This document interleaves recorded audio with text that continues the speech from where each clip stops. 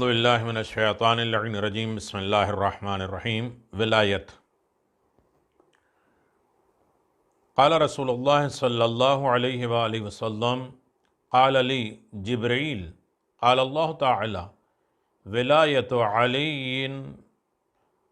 ولایت علی ابن ابی طالب حصنی فمن دخل حصنی امن من عذابی۔ حدیث قدسی میں علی ابن ابی طالب کی ولایت میرا قلعہ ہے، جو میرے قلعے میں داخل ہو گیا وہ میرے عذاب سے نجات پا گیا۔ حوالہ شواہد التنزیل جلد نمبر 1 صفحہ نمبر 70 الحاکم الحصلانی۔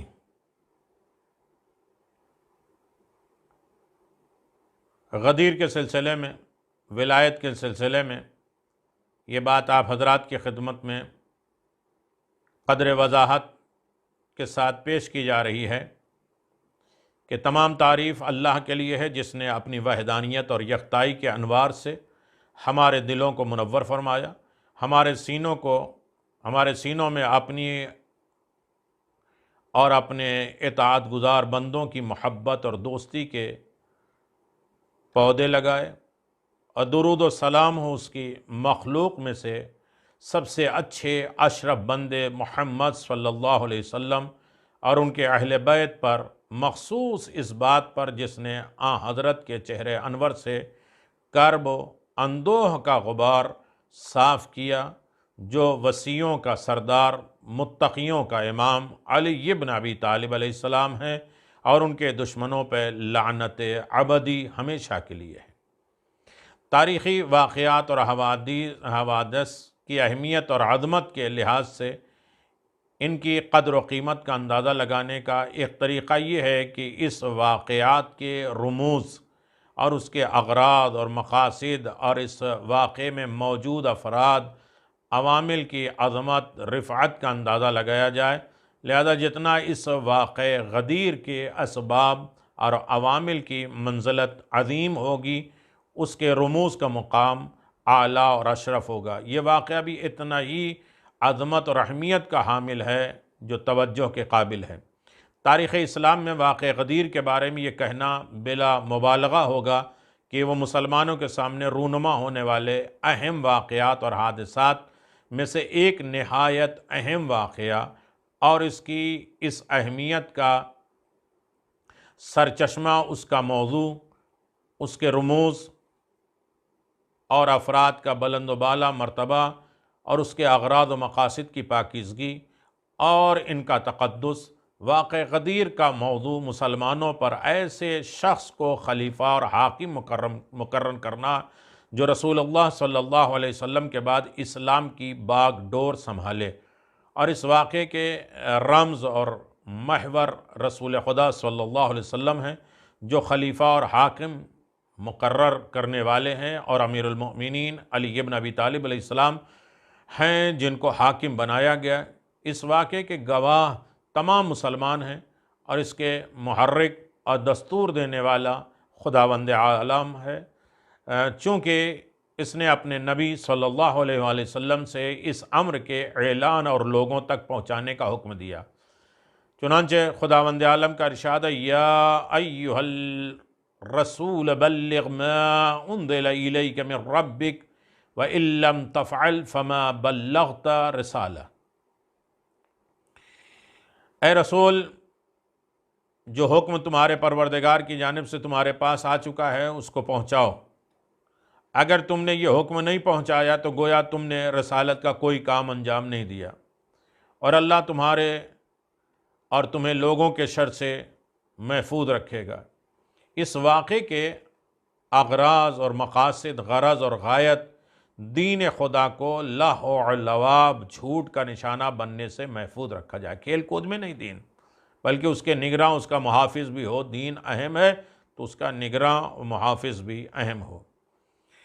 احکام خدا کو تحریف، بدلنے والے تعطیل سے بچانا، تمام لوگوں کی ہدایت کا انتظام کرنا، انہیں گمراہی اور رساکشی سے دور رکھنا، اس واقعے کی عظمت اور اہمیت ہی کی وجہ سے ہم دیکھتے ہیں کہ علماء، مورخین، ادباء محدثین نے مذہب اور مسلک کے اختلافات کے باوجود اس واقعے کو بڑے اہتمام کے ساتھ پیش کیا۔ اس واقعے کے ثبوت اور اس کی تصدیق میں اتنی وافر مقدار میں دلیلیں موجود ہیں جن کی وجہ سے تاریخ اسلام کا محقق اور اس واقعے کے مقصد سے آگاہی رکھنے والے انسان حضرت کے وفات کے بعد رونما ہونے والے ایسے بہت سے واقعات کو شک کی نظر سے دیکھتا ہے جن میں غدیر میں کی گئی وصیت سے انحراف کا عنوان پایا جاتا ہے۔ یہی وجہ ہے کہ دشمنوں نے اس واقعے کے ثبوت مٹانے والوں اور منحرف اور گمراہ محدثین، مورخین اور درباری ملاؤں نے اس واقعے پر پردہ ڈالنے اور نصف النہار کے آفتاب سے زیادہ روشن اس حقیقت کو دھندلانے اور جھٹلانے اور اس میں شک اور وہم پیدا کرنے کی ناپاک ناکام کوشش کی۔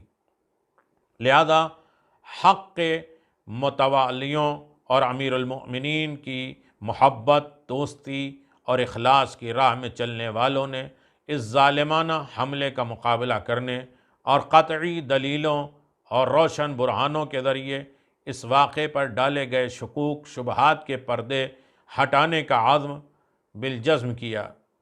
انہی بزرگوں میں سے محقق حجت الاسلام محمد دشتی، جنہوں نے اپنی علمی، فنی، تاریخی، ادبی، اخلاقی صلاحیتوں کو بروئے کار لاتے ہوئے اسے باقی رکھا۔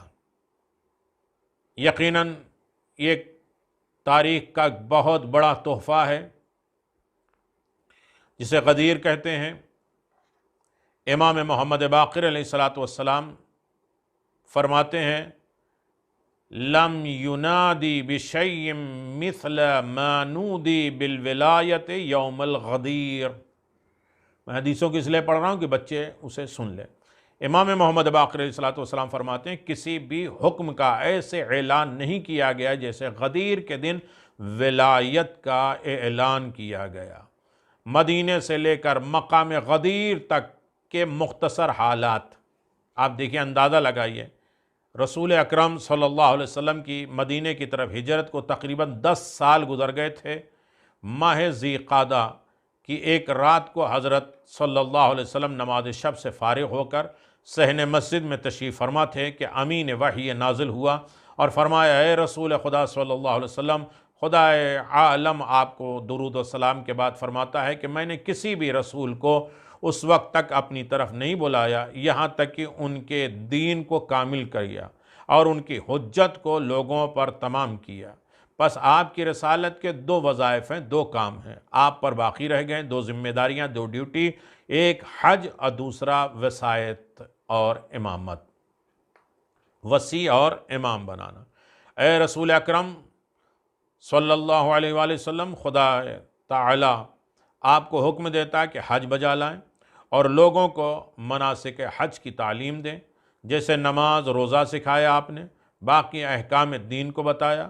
10 ہجری کو پہلی بار حضور صلی اللہ علیہ وسلم نے قانونی طور پر لوگوں کو حج کی دعوت دی اور فرمایا اس مراسم حج میں زیادہ سے زیادہ لوگ شرکت کریں، اور اس سفر حج کو رسول خدا صلی اللہ علیہ وآلہ وسلم حجت الوداع کے نام سے یاد فرمایا، آخری حج۔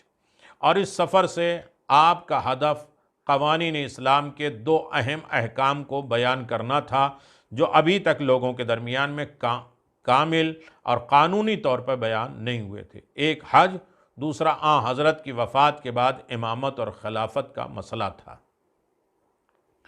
حکم خداوند عالم کے بعد رسول اکرم صلی اللہ علیہ وسلم نے اعلان کر دیا، منادی کرنے والے کو بلایا اور فرمایا مدینہ اور اس کے اطراف میں جا کر اعلان کر دے، یہ اطلاع پہنچا دے، جو بھی میرے ساتھ حج کی ادائیگی کے لیے جانا چاہتا ہے وہ تیاری کر لے۔ یہ اعلان سننے کے بعد مدینہ کے گرد نواح سے بہت سے لوگ شہر مدینہ میں داخل ہونا شروع ہو گئے تاکہ حضرت صلی اللہ علیہ وسلم اور مہاجرین انصار کے ساتھ فریضہ حج کے لیے مکہ کی طرف سفر کریں۔ جب یہ کاروان مکہ کی طرف چلا تو بہت سے قبائل کے لوگ راستے میں آپ صلی اللہ علیہ وآلہ وسلم کے ساتھ شریک ہوئے، اور جب اطراف مکہ اور دوسرے اسلامی ممالک تک یہ خبر پہنچی تو بہت سے لوگ حج کے لیے آمادہ ہو گئے تاکہ حج کے جزیات رسول خدا صلی اللہ علیہ وسلم کی زبانی سن لیں اور یاد کر لیں اور انہی کے ساتھ حج کر لیں۔ حضرت صلی اللہ علیہ وآلہ وسلم نے یہ بھی ارشاد فرما دیا تھا کہ یہ میری زندگی کا آخری سال ہے تاکہ زیادہ سے زیادہ لوگ مراسم حج میں شرکت کریں۔ یہی وجہ ہے کہ تقریباً 1,20,000 افراد نے مراسم حج میں شرکت کی، جن میں سے 80,000 افراد وہ تھے جو مدینہ سے حضرت کے ساتھ سفر میں شامل تھے اور مدینے سے آپ کے ساتھ آئے تھے۔ یہی وہ مہینہ ہے پیغمبر اسلام صلی اللہ علیہ وسلم کے اس عظیم کاروان نے 25 ذی قعدہ ہفتے کے دن سیٹرڈے مدینے سے حرکت کی، اور آپ صلی اللہ علیہ وسلم کے حکم کے مطابق لوگوں نے لباس احرام ساتھ لیا۔ خود رسول گرامی صلی اللہ علیہ وسلم نے غسل فرمایا، 2 لباس احرام ساتھ لیے، احرام باندھنے کے لیے مدینے کے نزدیک مسجد شجرہ تک آئے۔ اہل بیت پیغمبر صلی اللہ علیہ وآلہ وسلم، حضرت فاطمہ زہرا سلام اللہ علیہا، امام حسن، امام حسین اور حضرت صلی اللہ علیہ وسلم کی تمام بیویاں اس سفر میں آپ صلی اللہ علیہ وسلم کے ساتھ شریک تھیں، ساتھ تھیں۔ احرام باندھنے کے بعد مکہ کے لیے 10 روزہ سفر کا آغاز کیا۔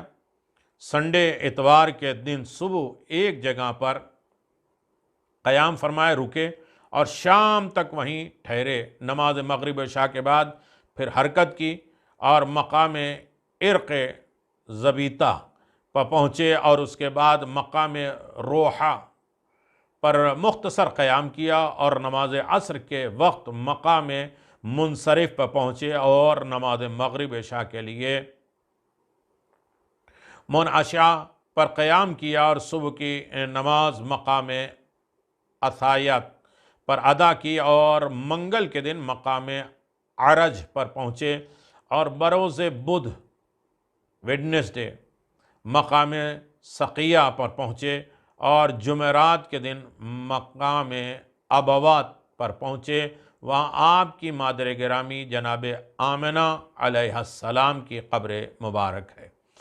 آپ صلی اللہ علیہ وسلم نے قبر مادر گرامی کی زیارت کی، اور جمعے کے دن مقام جحفہ یعنی غدیر خم کو کراس کیا۔ عبور کرتے ہوئے آپ ہفتے یعنی سیٹرڈے کو مقام قدیر پر پہنچے، اور اتوار کو مقام عصفان پر، اور منڈے کو مقام مر الزہر ان پر پہنچے، اور شام تک وہاں قیام فرمایا، اور رات کو مقام سیرف کی طرف حرکت کی، اور اس کے بعد منزل مکہ معظمہ تھی۔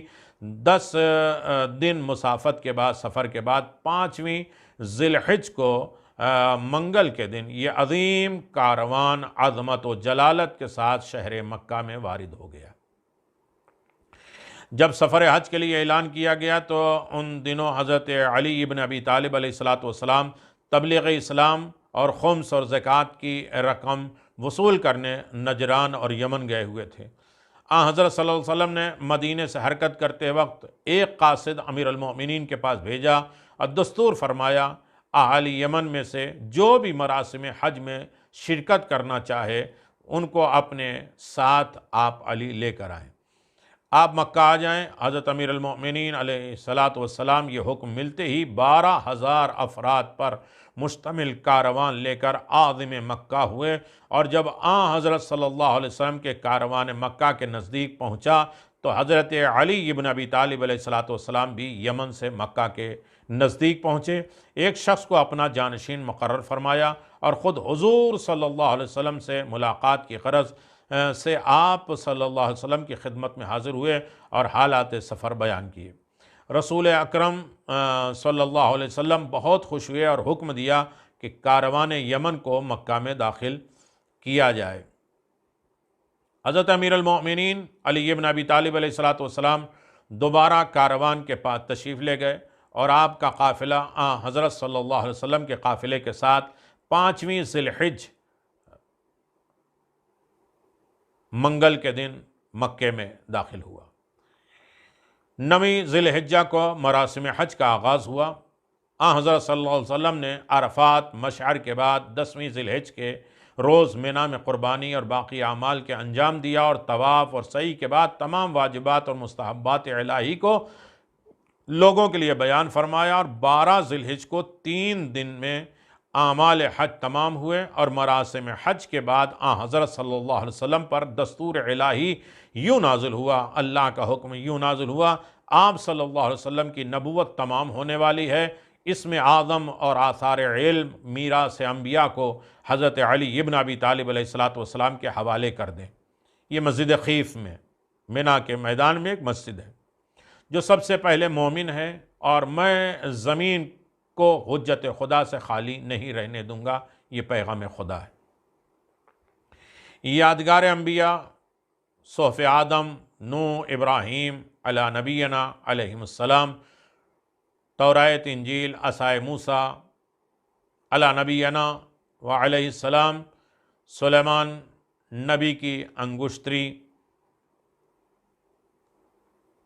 باقی تمام انبیاء علیہم السلام کی میراث، جن کے خاتم الانبیاء حضرت محمد مصطفیٰ صلی اللہ علیہ وسلم محافظ تھے۔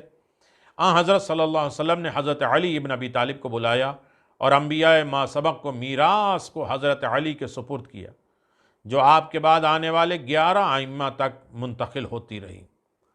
سب لوگ اس بات کے منتظر تھے کہ مراسم حج کے بعد حضرت صلی اللہ علیہ وسلم کچھ مدت کے لیے مکے میں قیام فرمائیں گے، تاکہ لوگ آپ صلی اللہ علیہ وسلم کی زیارت کے لیے آئیں اور اپنے مسائل پوچھیں۔ لیکن اس کے اپوزٹ، اس کے برعکس، مراسم حج تمام ہوتے ہی آپ صلی اللہ علیہ وسلم نے اعلان کر دیا، حضرت بلال کو حکم دیا کہ لوگوں میں اعلان کر دیں کہ کل 16 ذی الحج کو تمام لوگ مکے کو ترک کر دیں اور مقام غدیر کی طرف حرکت کریں، وقت معین پر غدیر پہنچ جائیں، جو نہ پہنچے وہ ملعون ہے۔ غدیر نہ پہنچے، غدیر نہ مانے تو کتنا بڑا ملعون ہے۔ اللہ اکبر۔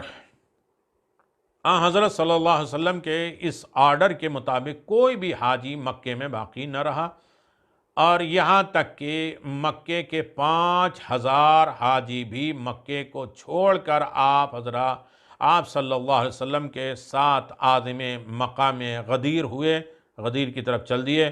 مکے سے نکلتے وقت پہلے آبادی بنا میں سیرف پہنچے، اور اس کے بعد مر المظہر، مر الزہر یا زہران، مر الزہران پہنچے، اور اس طرح بالترتیب عسفان، قدیہ، جحفہ، جو کہ غدیر سے نزدیک ترین مقام ہے، 18 ذی الحج منڈے کے دن، سوموار کے، دوشنبے کے دن ظہر کے وقت مقام غدیر قوم پہنچے۔ تب آپ نے صلی اللہ علیہ وسلم فرمایا، ایھا الناس عجیبوا داعی اللہ انا رسول اللہ، اے لوگو، خداوند عالم کی طرف سے دعوت دینے والے کی دعوت کو قبول کرو، میں اللہ کا پیغام لے کر آیا ہوں، میں رسول ہوں۔ اللہ اکبر۔ جس دن سے فرشتے وحی غدیر قوم میں ولایت کی نورانی آیات لے کر آیا، مسلمانوں نے حضرت علی ابن ابی طالب علیہ السلام کی بیعت کی، اور راہ رسالت ہمیشہ کے لیے زندہ ہو گئی، اور اس وقت سے لے کر آج تک غدیر قوم کے متعلق مختلف قسم کے نظریات پیش کیے گئے۔ بعض اسلامی گروہوں نے اصل غدیر کو قبول کیا، مگر اس کے ہدف کو تبدیل کر دیا۔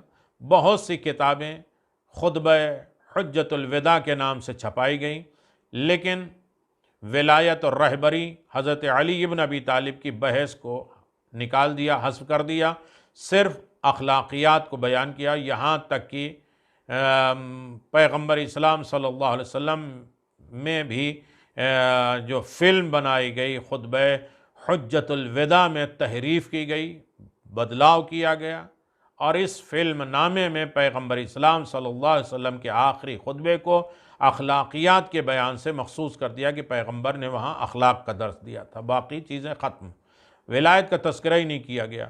انہوں نے پیغام غدیر کو صحیح طریقے سے، صحیح طور پہ بالکل نہیں پہچانا، نہیں پہچانوانا چاہتے تھے۔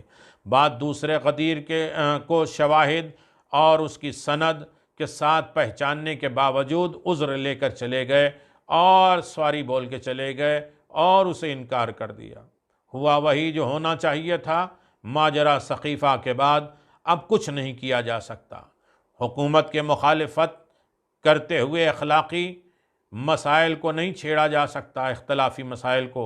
بعد دوسروں نے سکونت اختیار کیا، بعض کسی دلیل اور مدرک کے سرداروں سقیفہ کی حکومت کو تسلیم کر لیا، اس میں حقیقت اور واقعیت کو قبول کرنے کے شہامت اور جرأت نہ تھی۔ صرف ایک گروہ ایسا ہے جس نے واقع غدیر کو کما حق ہو، جس طرح پہچاننا چاہیے تھا اس طرح پہچاننا اور سینہ بسینہ اب تک اپنی آئندہ نسلوں کو منتقل کیا۔ وہ گروہ کوئی اور نہیں سوائے حضرت علی ابن ابی طالب علیہ السلام کے شیعوں کے، جنہوں نے اپنا آئین زندگی، اپنی زندگی کا ماحصل ہدف، دین اور مذہب اور عقائد غدیر سے لیے ہیں۔ غدیر شیعوں کا کل عقیدہ ہے۔ غدیر کی بات ان کی روحوں کو جلا اور روشن کر دیتی ہے، اور شیعوں کی شادابی کا نام غدیر ہے کیونکہ ان کی شرشت اور ان کے وجود کے خمیر کی عطرت کی باقی ماندہ مٹی سے بنی ہے۔ یعنی اہل بیت کی باقی ماندہ مٹیوں سے یہ شیعان علی بن ابی طالب کی شادابی اور ان کی زندگی بنی ہے۔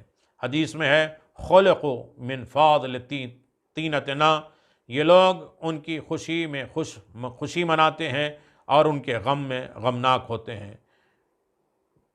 یفرحون یفرحنا یحزنون بحزننا، جس دن سے دست مبارک حضرت رسول خدا صلی اللہ علیہ وسلم نے غدیر کے اعلیٰ مقام پر دست حضرت ولی اللہ کو پکڑ کر بلند کیا اور خدا کا پیغام لوگوں تک پہنچایا، اب تک بہت سے قصیدے کہے گئے، بہت سی کہانیاں لکھی گئیں، اعتقادی اور کلامی کتابیں لکھی گئیں، تاکہ جہاں تک ہو سکے اس زندہ جاوید واقعے کو ہمیشہ کے لیے زندہ رکھا جائے اور اس بہتے ہوئے دریا سے بعد میں آنے والی نسلوں کو سیراب کیا جائے۔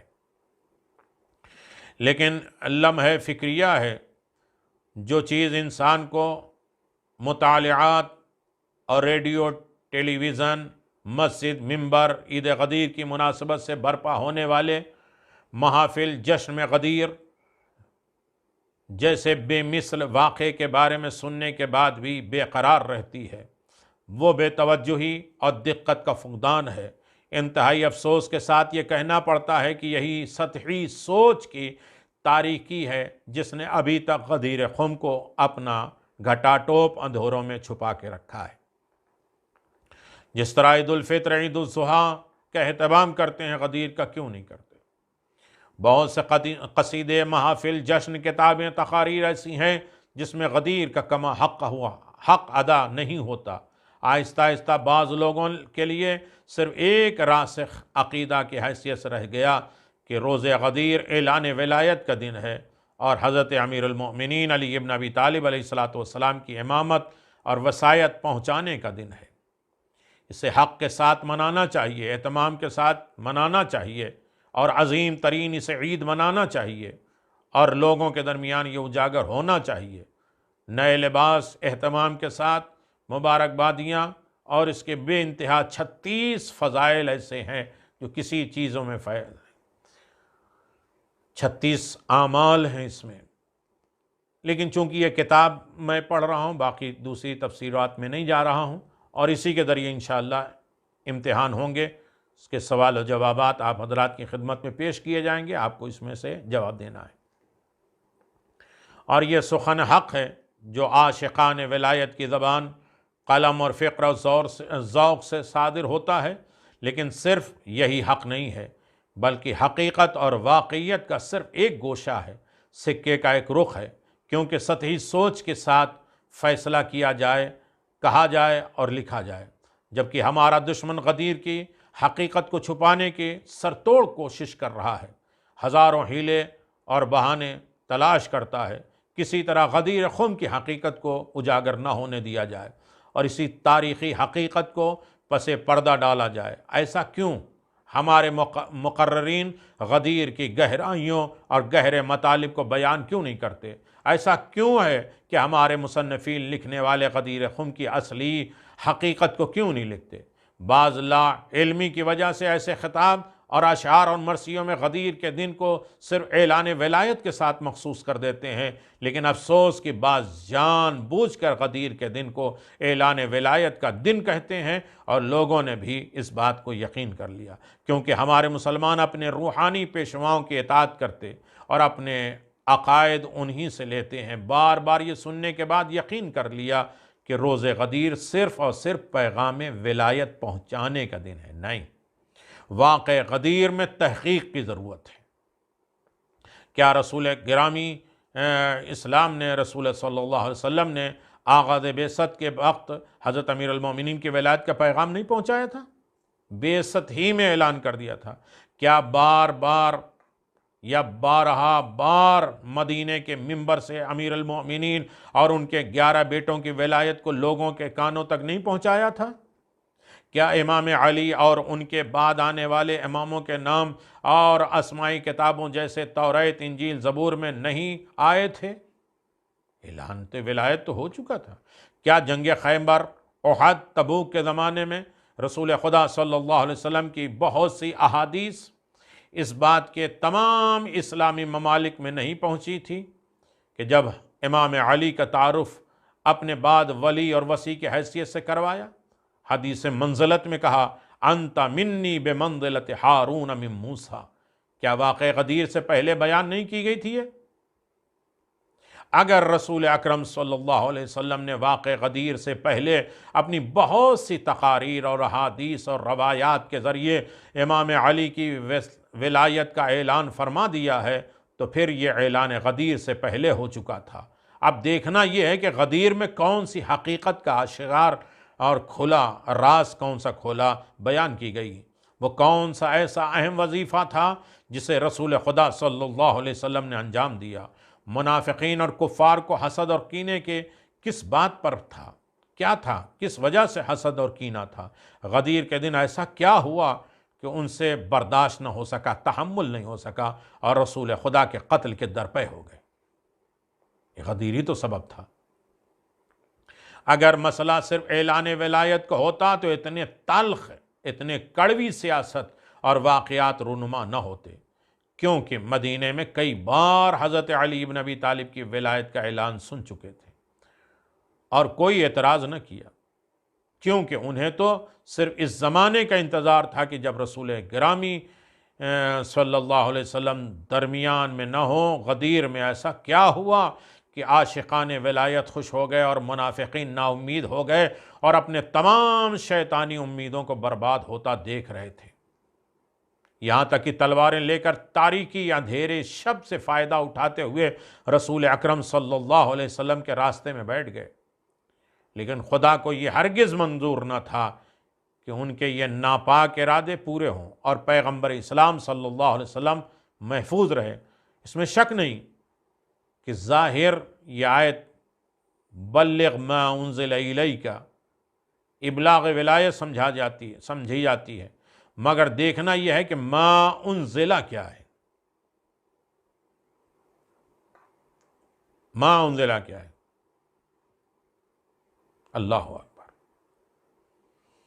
غدیر کے بارے میں تحقیقی اور شائستہ نظر سے سوچیں، اور یہ ہے کہ غدیر روز تحقیق ہے، روز تحقق ہے، حق بیانی کا دن ہے۔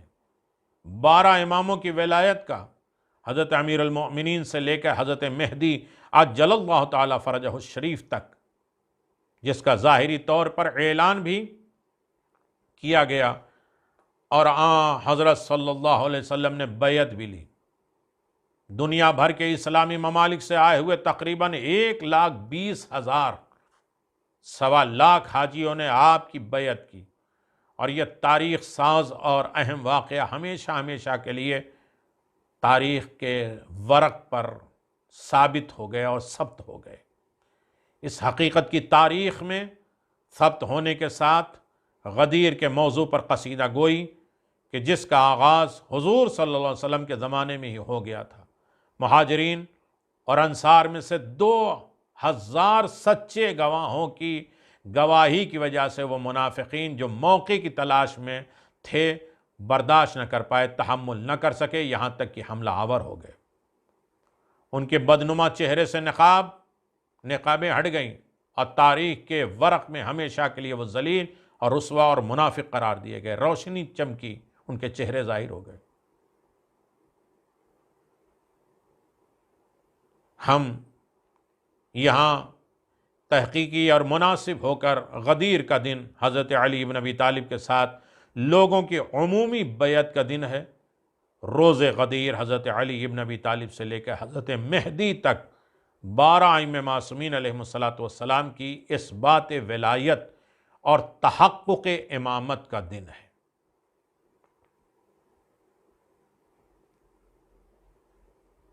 لہذا غدیر کے اوپر اہل سنت نے غدیر کو کیا کہا، دوستانے کا نظریہ کیا ہے، حقیقی تاریخ کیا ہے، یہ ساری چیزیں آپ حضرات کی خدمت میں آئیں گی۔ علماء اہل سنت نے روز غدیر سے لے کر آج تک اس موضوع پر مختلف قسم کے نظریات کا اظہار کیا۔ بعض نے خاموشی اختیار کی تاکہ اس خاموشی کے ذریعے اس عظیم واقعے کو بھول اور فراموشی کی وادی میں ڈھکیل دیا جائے اور یہ حسین یاد لوگوں کے ذہنوں سے مٹا دیا جائے، لیکن ایسا نہ ہو سکا، بلکہ سینکڑوں عرب شاعروں کے اشعار کی روشنی میں جگمگاتا گیا، جیسے عرب کا مشہور شاعر فرزدق رسول خدا صلی اللہ علیہ وسلم کی خدمت میں موجود تھا۔ اس نے اپنے فنکارانہ شاعری میں نظم کرتے ہوئے اس عظیم واقعے کو دنیا والوں تک پہنچا دیا۔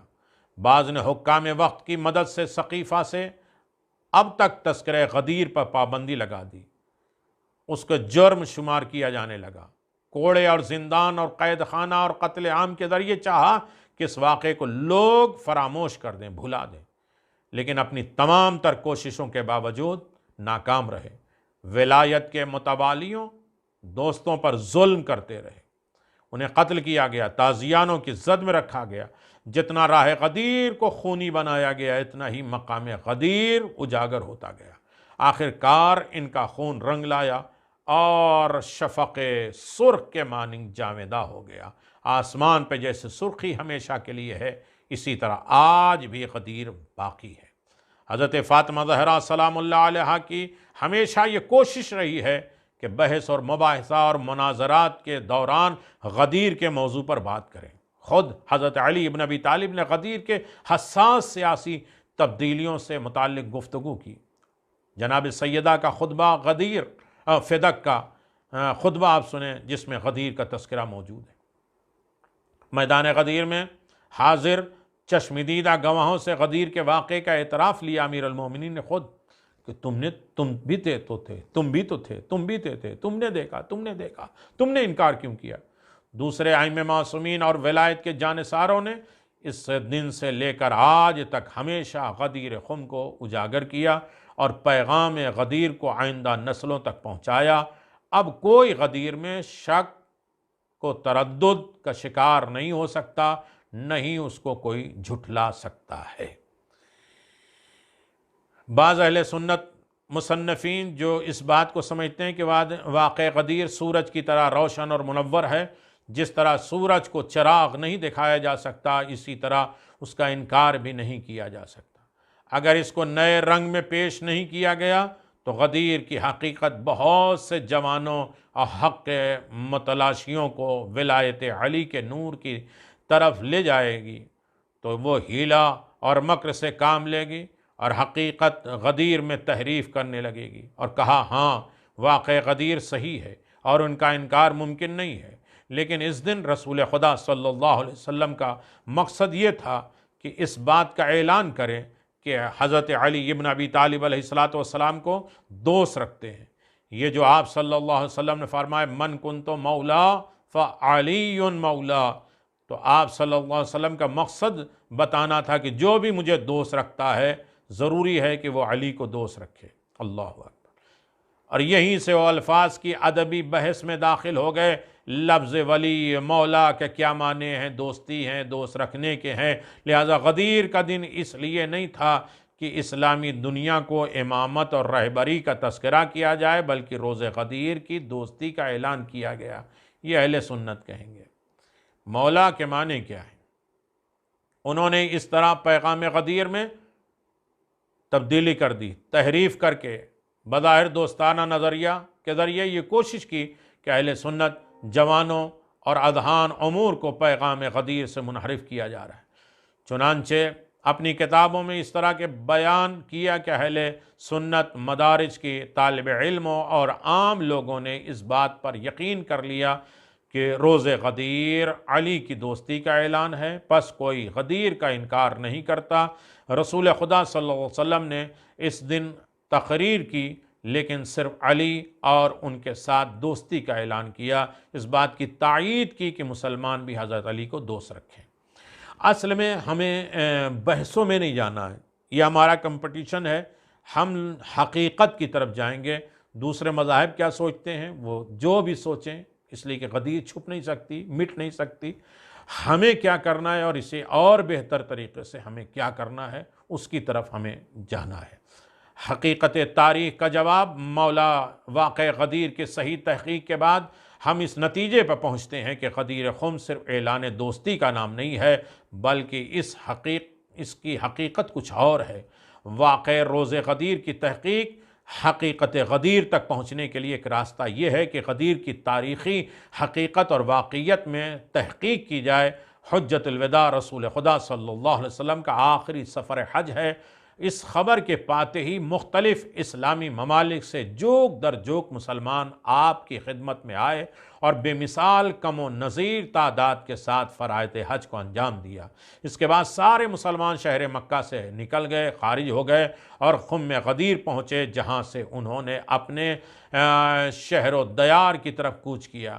اہل عراق کو عراق کی طرف، اہل شام کو شام کی طرف، اور بعض کو مشرق کی سمت اور بعض کو مغرب کی سمت، ایک تعداد کو مدینہ، اور اس طرح مختلف گروہوں کو اپنے اپنے قبیلے اور دیہاتوں کی طرف لوٹا دیا۔ رسول خدا صلی اللہ علیہ وسلم ایسے مقام کا انتخاب کرتے ہیں اور توقف کرتے ہیں، رک کے کرتے ہیں۔ شدید گرمی کا عالم تھا، سائبان شامیانہ نہیں تھا اور گرمی سے بچنے کے دوسرے کوئی بھی وسائل موجود نہیں تھے۔ عورتوں اور مردوں پر مشتمل 1,20,000 حاجیوں کی اتنی بڑی تعداد کو ٹھہرنے کا حکم دیتے ہیں، اور یہاں تک کہ پیچھے رہ جانے والے کا انتظار کرتے ہیں، آگے چلے جانے والے کو واپس بلاتے ہیں، اور پھر آپ نے اونٹوں کے کجاوے اور مختلف وسائل سے ایک اونچی جگہ بنانے کا حکم دیا تاکہ سب لوگ آپ کو آسانی سے دیکھ سکیں، اور اسلامی ممالک سے آئے ہوئے حاجیوں کی جمع ہونے کا انتظار کیا جائے۔ گرمی کی شدت سے پسینے میں شرابور لوگ صرف اس لیے جمع ہوئے تھے کہ پیغمبر کا پیغام غور سے سنیں اور آپ یہ فرمائیں۔ دیکھیے، واقع غدیر کی خصوصیت میں سے ایک خصوصیت حاجیوں کو جمع غفیر ہے، جو کہ مختلف اسلامی ممالک سے آئے ہوئے تھے، جن کی تعداد مورخین نے 90,000 سے 1,20,000 تک نقل کیا ہے۔ کچھ نے 90,000 بتایا۔ حج کی ادائیگی کے بعد اپنے اپنے وطن لوٹتے رہے۔ 18 ذی الحجہ کے دن خدا کے حکم سے سرزمین غدیر خم میں جمع ہوئے، اور جنہوں نے رسول خدا صلی اللہ علیہ وسلم کے پیام کو سنے اور بعد میں حضرت علی ابن ابی طالب کی بیعت کی، اور غدیر کے دن لوگوں کی اس عام بیعت کا اعتراف بہت سارے مورخین نے کیا، جس میں سیرہ حبلی، سیرہ نبوہ، تاریخ خلفاء، تذکرہ الخواص الامہ، احتجاج، تفسیر عیاشی، بحر الانوار، اثبات الہدیٰ، تفسیر البرہان، حبیب السیر، اور اسی طرح بہت سی کتابوں میں موجود ہے۔ اعلان کیا کیا رسول خدا صلی اللہ علیہ وسلم نے؟ اے لوگوں، میں علی کو دوست رکھتا ہوں۔ پھر آپ صلی اللہ علیہ وسلم کے لوگوں سے بار بار تاکید کی آج کے اس واقعے کو اپنی اولادوں اور آئندہ آنے والے نسلوں اور اپنے شہر اور دیار کے لوگوں تک پہنچا دیں۔ یہ اہم واقعہ کیا ہے؟ کیا صرف یہی کہ آپ صلی اللہ علیہ وسلم یہ فرمائے کہ میں علی کو دوست رکھتا ہوں؟ عجیب احمقی ہے، بیوقوفی کی بات ہے جو لوگ سوچتے ہیں۔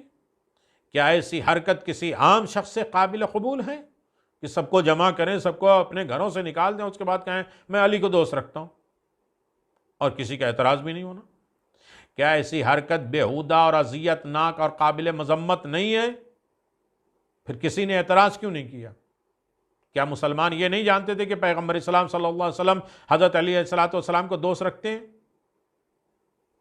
کیا علی ایسے صف شکن مجاہد کی محبت پہلے سے مسلمانوں کے دلوں میں نہیں بسی تھی؟ اللہ اکبر۔ فرشتے وحی کا بار بار نزول۔ اگر غدیر کا دن صرف دوستی کا اعلان کے لیے تھا تو ایسا کیوں ہوا کہ جبریل امین جیسا عظیم فرشتہ 3 بار آپ پر نازل ہوئے اور پیغام الہی سے آپ کو آگاہ کیا، جیسے کہ حضرت صلی اللہ علیہ وسلم نے خود فرمایا ان جبریل حوط الی مراد ثلاثۃ یامرونی عن السلام ربی وهو السلام عن اقوام هذا المشهد فعالم كل ابيض واسود وعن علي بن ابي طالب اخي وسيح خليفتي وعلى امتي والعمام من بعدي الذي محلة مني محل هارون من موسى الا انه لا نبي بعدي وهو وليكم بعد الله ورسوله قد انزل الله تبارک و تعالی علیاً بذالک آیات کتابہ انما ولیکم اللہ ورسولہ والذین آمنوا الذین یقیمون الصلاة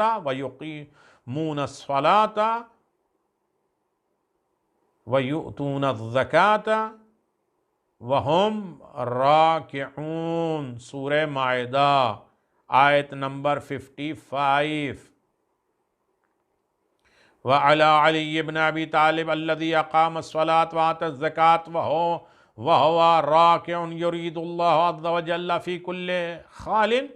حجت الوداع کے موقع پر جبریل امین 3 بار وحی لے کر مجھ پر نازل ہوئے۔ پیغمبر فرماتے ہیں درود و سلام کے بعد فرمایا یہ مقام غدیر ہے، یہاں قیام فرمائے، رکیے، ٹھہریے، ہر کالے گورے یہ بات جان لے کہ حضرت علی میرے بعد آپ کے وسیع خلیفہ اور تمہارے پیشوا ہیں۔ ان کا مقام میری نسبت ایسا ہی ہے جیسا مقام ہارون کا موسیٰ کی نسبت ہے، بس فرق یہ ہے کہ میرے بعد کوئی نبی نہیں آئے گا۔ علی خدا اور رسول صلی اللہ علیہ وسلم کے بعد تمہارے رہنما ہیں۔ خداوند عالم صاحب عزت و جلالت نے اپنے پاک و برکت کتاب قرآن مجید میں اس سلسلے کی طرف اشارہ کرتے ہوئے یہ آیت نازل کی۔ اس کے سوا کچھ نہیں ہے کہ تمہارے ولی اور سرپرست خدا اور رسول اور وہ لوگ ہیں جو ایمان لائے، نماز بپا کی، حالت رکوع میں زکوٰۃ ادا کی۔ یہ بات تم لوگ اچھی طرح جانتے ہو کہ علی نے نماز بپا کی اور حالت رکوع میں زکوٰۃ ادا کی، ہر حال میں مرضی خدا کے طلبگار رہے۔ پیغمبر اسلام صلی اللہ علیہ وسلم کی پریشانی کیا تھی؟ اگر غدیر کا مقصد صرف علی کی دوستی کا پیغام پہنچانا تھا تو اس پیغام الہی کے پہنچانے میں پیغمبر پریشان کیوں تھے، ڈر کیوں رہے تھے؟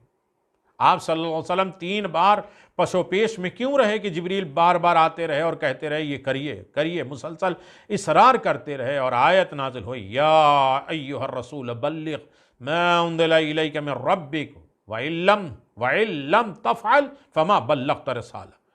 اے میرے پیغمبر، جو حکم خدا کی طرف سے آپ پر نازل ہوا ہے اسے لوگوں تک پہنچا دیجئے۔ اگر آج آپ نے یہ کام انجام نہیں دیا تو گویا آپ نے اپنی رسالت کو ادھورا چھوڑ دیا۔ اللہ اکبر، اللہ اکبر۔ بہت سارے مسلمان علماء نے اس بات کا اعتراف کیا ہے کہ آئے مبارکہ غدیر کے دن حضرت علی کی ولایت کے اعلان کے لیے نازل ہوئی تھی۔ الولایت فی طرق الحدیث الغدیر۔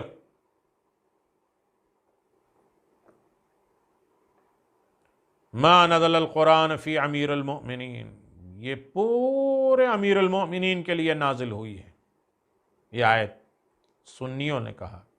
اور اس ضمن میں میرے پاس تقریباً ابھی 23 کتابیں ہیں جو یہ کہتے ہیں کہ یہ آیت امیر المؤمنین کی شان میں نازل ہوئی۔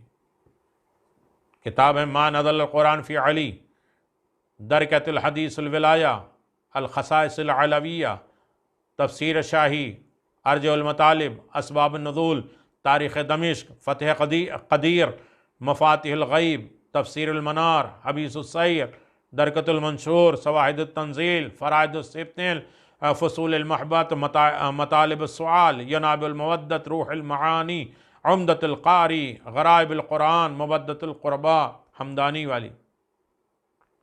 تو بہت سی چیزیں ہیں جس کی طرف ہمیں غور کرنا ہے۔ یہ اتنا بڑا اور اہم کام کیا تھا کہ حضرت علی ابن ابی طالب کی دوستی کا پیغام تو کوئی اتنا بڑا کام نہیں تھا نا، اور یہ کام کسی خاص خطرے کے حامل بھی نہیں تھا کہ لوگوں سے ڈر رہے، اعلان کر دیتے کہ یہ میرے بھائی ہیں۔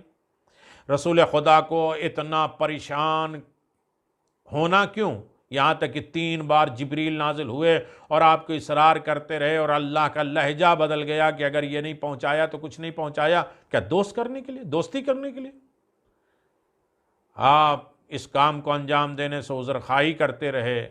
اس بات کا اظہار خود آپ صلی اللہ علیہ وسلم نے خود اپنے خطبے میں کہا ہے کہ وصالت جبریل ان یستعفی لی السلام ان تبلیغ ذالک علیہم ایہا الناس لعلمی بقلت المتقین وکثرت المنافقین وإذعال العلا ثمینین وحیل المستضحین بإصحاب الذین وسوء بأنہم یقولون بألسنتہم ما لیس فی قلوبہم یحسبونہ حیا وہو عند اللہ العظیم۔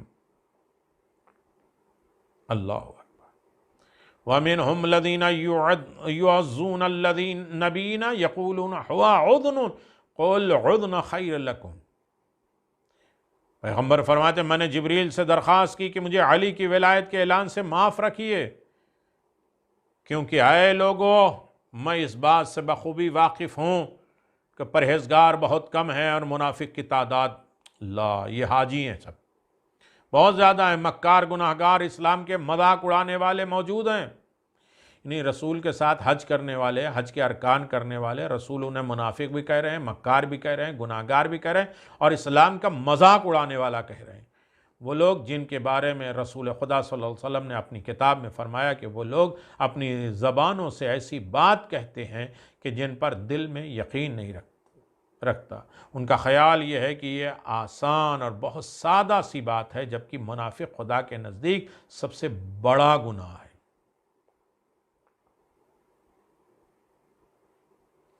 ان منافقوں نے بارہا مجھے تکلیف پہنچائی ہے، یہاں تک کہ مجھ پر تہمتیں لگائی اور کہا کہ پیغمبر اسلام معاذ اللہ دوسروں کے کہنے پر عمل کرتے ہیں اور اس میں ان کا اپنا کوئی ارادہ نہیں ہوتا، کیونکہ میں ہمیشہ علی کے ساتھ تھا اور زیادہ تر میری توجہ کے مرکز علی تھے، لہذا منافقین حسد کی وجہ سے اس بات کو برداشت نہیں کر پائے، یہاں تک کہ خدا بزرگ برتر نے ایک آیت نازل کی جس کے ذریعے ان کی ان بیہودہ باتوں کا منہ توڑ جواب دیا۔ فرمایا بعض منافقین پیغمبر اسلام کو تکلیف پہنچاتے ہوئے کہتے ہیں کہ وہ سراپا گوش ہیں۔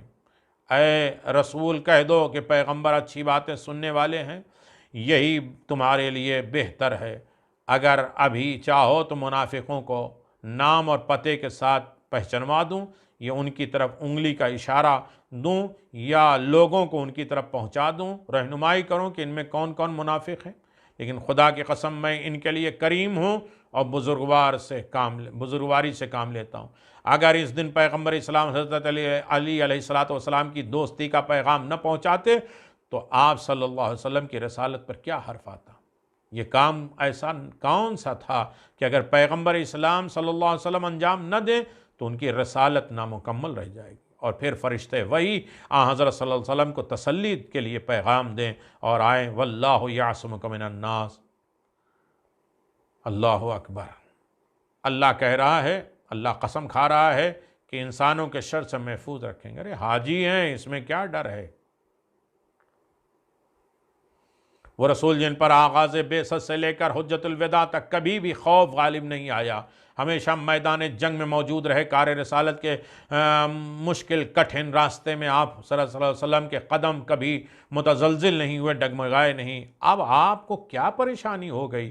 آپ صلی اللہ علیہ وسلم کو کون کام انجام دیتا ہے؟ کون سا کام انجام دینا ہے جس کے انجام دینے میں حضرت صلی اللہ علیہ وسلم دشمن کے مخالفانہ پروپیگنڈے، منکروں کے انکار، کافروں کے کفر، منافقوں کے نفاق سے خوف زدہ ہیں، اور 3 بار جبریل سے آپ کام کو انجام نہ دینے کی درخواست دے رہے ہیں۔ پیغمبر اسلام تو کبھی خوف میں مبتلا نہیں ہوئے تھے، وحی الہی کو پہنچانے میں ایک لمحے کے لیے پشو پیش سے کام نہیں لیتے تھے۔ حقیقت میں پیغمبر اسلام امت کے بکھر جانے سے خوفزدہ تھے۔ رسول خدا صلی اللہ علیہ وسلم کو داخلی اختلاف اور جھگڑوں کا ڈر تھا، کہیں لوگ آپ صلی اللہ علیہ وسلم کے مقابل میں نہ کھڑے ہو جائیں۔ اللہ اکبر۔ امیر المومنین نے فرمایا، کننا اذا احمر الباس اتقیاء برسول فلم یکن، جب بھی شعلہ جنگ بھڑکتا ہم رسول خدا کی پناہ میں چلے جاتے تھے، کیونکہ ایسے نازک وقت میں ہم لوگوں میں سب سے زیادہ رسول خدا صلی اللہ علیہ وسلم دشمن کے نزدیک ہوتے تھے۔ یقیناً ہم نے یہاں تک بات آپ حضرات کی خدمت میں پہنچائی کہ امت کے درمیان خونریزیہ نہ ہو جائے، احترام کیا جائے، جو کچھ جہاد کی قربانیاں اور شہادتوں کے حاصل ہوا تھا بھلا دیا جائے۔ ایسا یہ کام سب حضرت صلی اللہ علیہ وسلم کی دوستی کے اعلان کی وجہ سے تھا۔ پیغمبر صلی اللہ علیہ وسلم نے ماضی میں آغاز بعثت سے لے کر غدیر کے موقع تک بارہا بار فرمایا کہ میں علی کو دوست رکھتا ہوں۔ یہ تو کوئی نئی بات نہیں تھی، اتنا بڑا مسئلہ نہیں تھا کہ امت کے ڈر ہو اور رسول انکار کرے اور اللہ کو کہنا پڑے کہ اللہ قسم کھا رہا ہے کہ انہیں لوگوں کے شر سے ہم تمہیں محفوظ رکھیں گے۔ یہ کوئی اور بات تھی۔ تم ڈرو نہیں، خداوند عالم آپ کو لوگوں کے شر سے محفوظ رکھے گا، یہ اللہ نے کہا۔ اگر ہدف صرف یہ تھا کہ دوستی کا پہنچانا تھا تو ہو جائے، تو پیغمبر اسلام نے حضرت علی علیہ السلام کا ہاتھ بلند کر کے ان کی بیعت کیوں کی؟ تمام مسلمانوں کو بیعت کا حکم کیوں دیا؟ حضرت صلی اللہ علیہ وسلم کی بیعت کریں، اور حاضرین میں سے مرد آدھی رات تک اور خواتین عورتیں اگلے دن کی صبح تک حکم بیعت کی بجاوری میں مشغول رہیں۔